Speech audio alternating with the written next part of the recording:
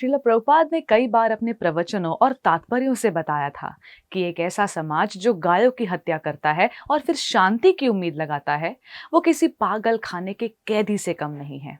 लेकिन क्या हमने कभी गौर किया कि हमारी अपनी रसोई और मंदिरों में आने वाला दूध कहीं इसी अशांति और हिंसा की नींव तो नहीं रख रहा? हम बड़े गर्व से खुद को इस्कॉन के भक्त और श्रील प्रभुपाद के अनुयायी कहते हैं, पर क्या हमारा ये दावा खोखला नहीं हो जाता जब हम उसी कमर्शियल डेयरी का दूध पीते हैं जो सीधे तौर पर दुनिया के सबसे बड़े कत्लखानों को जीवित रखे हुए है? प्रभुपाद का विजन केवल दूध पीना नहीं था, बल्कि ऐसी दार्शनिक और आत्मनिर्भर कृषि बस्तियां बनाना था जहां गौ माता और नंदी केवल तब तक नहीं पाले जाते जब तक वे लाभ दें, बल्कि उन्हें परिवार के बुजुर्गों की तरह आजीवन सम्मान मिले। आज हम जिस पैकेट वाले दूध के आदी हो चुके हैं, उसकी हर बूंद उस गाय के विलाप से भरी है जिसके बछड़े को उससे छीन लिया गया और जिसे बूढ़ी होते ही बेकार मानकर कसाई के हवाले कर दिया गया।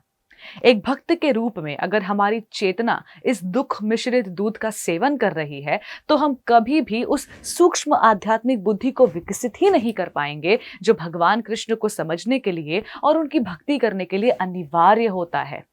अब इस संकट का समाधान किसी वीगन आंदोलन में नहीं, बल्कि प्रभुपाद के सिंपल लिविंग हाई थिंकिंग के असली अर्थ को समझने और जीने में है।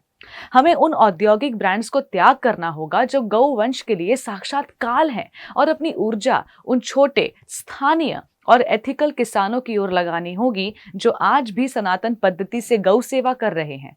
हमें ऐसे गौपालकों को ढूंढना होगा और उन्हें आर्थिक सुरक्षा देनी होगी जो बछड़े का पहला हक बछड़े को देते हैं और गाय के दूध देना बंद करने के बाद भी उसकी सेवा का संकल्प लेते हैं। हाँ, शायद ये दूध थोड़ा महंगा हो, शायद इसे लेने के लिए आपको अपने कंफर्ट जोन से बाहर निकलना पड़े, लेकिन क्या एक भक्त का जीवन सुविधा के लिए है या सेवा के लिए? जब हम संगठित होकर छोटे किसानों और स्थानीय गौशालाओं का समर्थन करेंगे, तभी हम कलयुग की इस क्रूर मशीनरी को चुनौती दे पाएंगे। प्रभुपाद ने हमें सिखाया था कि भक्ति केवल मंदिर के भीतर नहीं, बल्कि हमारे हर चुनाव में होनी चाहिए। आज हमें ये कड़वा सच स्वीकार करना होगा कि जब तक हम कमर्शियल डेयरी को अपना पैसा दे रहे हैं, हम अनजाने में उन कत्ल खानों की आरी को तेज कर रहे हैं जो हमारी गौ माता का गला काटती है। अंत में श्रील प्रभुपाद के मिशन के प्रति अपनी निष्ठा को कसौटी पर कसते हुए खुद से पूछिए, क्या हमारा प्रसाद वास्तव में शुद्ध है? अगर उसका स्तोत्र ही अपवित्रता और हिंसा में डूबा है, क्या हम अपनी इंद्रिय तृप्ति का त्याग कर एक ऐसी अहिंसक अर्थव्यवस्था का हिस्सा बनने को तैयार हैं जहां गौ माता का खून नहीं, बल्कि उनका सम्मान हमारी प्राथमिकता हो? अपनी राय और इस दिशा में किए जा रहे अपने प्रयासों को कमेंट्स में जरूर बताएं। धन्यवाद। हरे Krishna. Before a single drop, there is a heartbeat. At Haribol, that heartbeat is never traded for milk.